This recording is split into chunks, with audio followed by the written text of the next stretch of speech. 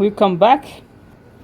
E precisamos falar sobre esse exemplo, essa letra C.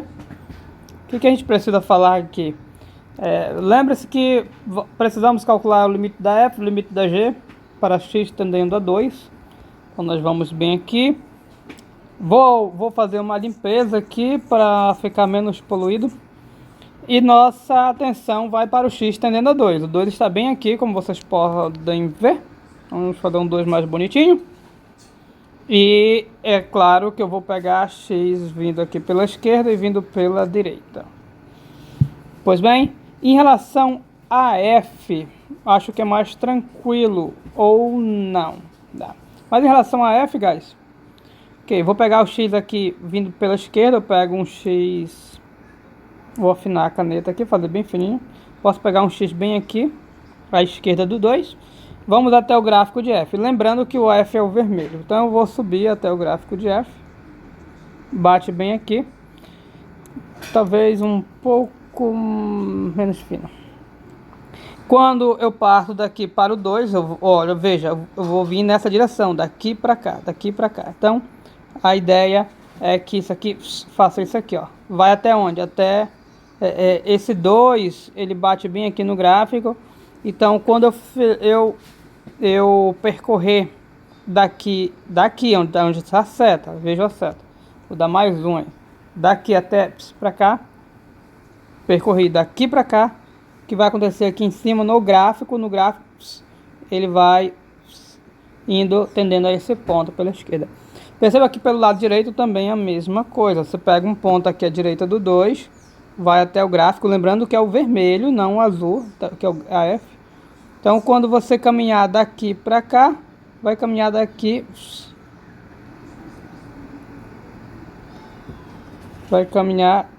eu tenho que fazer mais grosso. Vai caminhar daqui para cá, vai subir.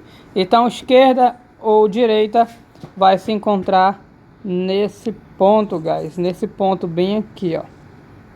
Nesse ponto. Então aqui é o limite. É exatamente o ponto do gráfico de abscissa 2. Abscissa 2 é o encontro. Aí esse ponto, quem vai ser o limite da f? Quem é o limite? O limite vai ser o número correspondente aqui. Agora, por que eu resolvi fazer esse exemplo? Porque aqui não dá mais um número inteiro. Não dá. Antes, a gente sabe que o 1 fica bem aqui e aqui fica o 2. Então aqui, guys, fica entre o 1 e o 2. Eu arrisco, aí você vai ter que dar um chute, mas claro, não é um chute de qualquer jeito. Perceba que ele fica mais ou menos no meio, entre as linhas do 1 e do 2, mais ou menos no meio. Acho que não é bem no meio, não. Se fosse bem no meio, seria entre o 1 e o 2 a 1,5. Aparentemente ele fica um pouquinho antes. Então, guys, a gente vai colocar como sendo aproximadamente, eu vou até colocar aqui, ó. Então, eu vou colocar aproximadamente como sendo 1,4. Mas devo chamar a atenção o seguinte, que é um valor estimado, é um valor onde a gente imagina que seja. Então, se você colocou 1,5, também não tem problema, pode ser 1,5, 1,4. Eu acho que está até no meio, podia ser 1,5. Eu vou deixar 1,4 porque... para mim parece um pouquinho abaixo do meio. Então você vai usar uma percepção para colocar um valor aproximado, que não tem problema. Por isso que eu resolvi fazer isso, por causa da questão da aproximação. Agora, no G, guys, o G tem uma delicadeza aqui, que é o seguinte. Que G, professor? Aqui, ó, tem que calcular o limite da G, para x tendendo a 2. Então, para x tendendo a 2... mesma história de sempre, só que agora a gente vai rumo ao gráfico da G. Pega um cabra da esquerda, vai até o gráfico, não vou subir porque o gráfico está aqui embaixo, eu vou baixar. E vou caminhar. Quando eu tendo esse ponto ao 2, que é aqui, ó, eu vou caminhar daqui para cá. Então meu ponto vai caminhando nessa direção. Eu vou mudar para verde, eu esqueci, para não coincidir com o gráfico. Ponto aqui, ó. Então o ponto vai caminhando nessa direção.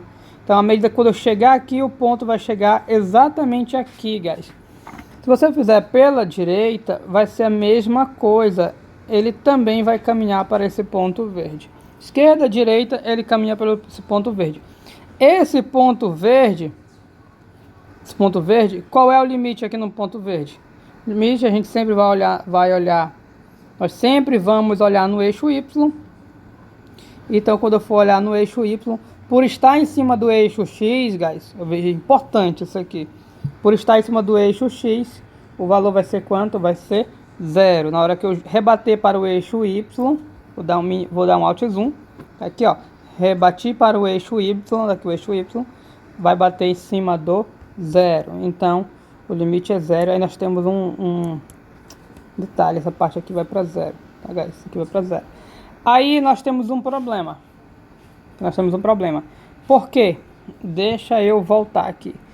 Eu esqueci de comentar na aula de propriedades que a propriedade do quociente tem um detalhe. Ela tem uma situação em que ela não é válida, que está descrito aqui. Então, professor, então nem sempre é válido, toda regra há uma exceção? Não, guys. Dentro da propriedade já está excluindo esse fato aqui, ó. Qual fato? Para a gente poder usar a propriedade do quociente, o denominador ele não pode ser 0. O denominador não pode ser 0. E até natural esperar isso. Porque se o denominador, o denominador do limite, tá, guys? O limite no denominador.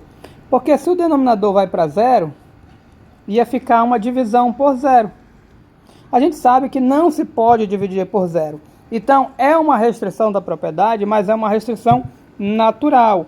Sempre que se trabalha com quociente, deve ter atenção, bastante atenção. A atenção não é para cá, né? É nos olhos, na verdade. Bastante atenção com essa questão, toda vez que vai trabalhar com quociente, com essa questão de zerar embaixo. Então, tem que ter atenção. Se para poder quebrar o limite em 2, não pode zerar aqui embaixo. Se zerar, não tem limite.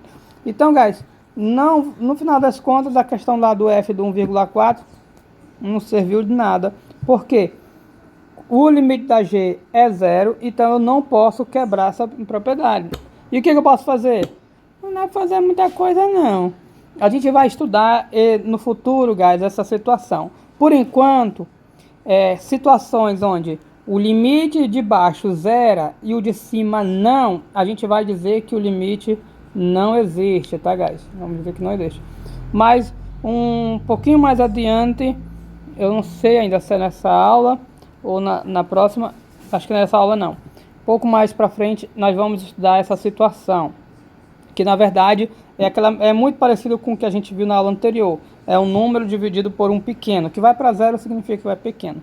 Ou seja, tende a ir para o infinito, mas tem uma série de questões aí a se tratar. Por isso, nessas situações em que limite do de baixo vai para 0 e de cima não, a gente vai tratar como não existe, ok? É isso aí e thanks.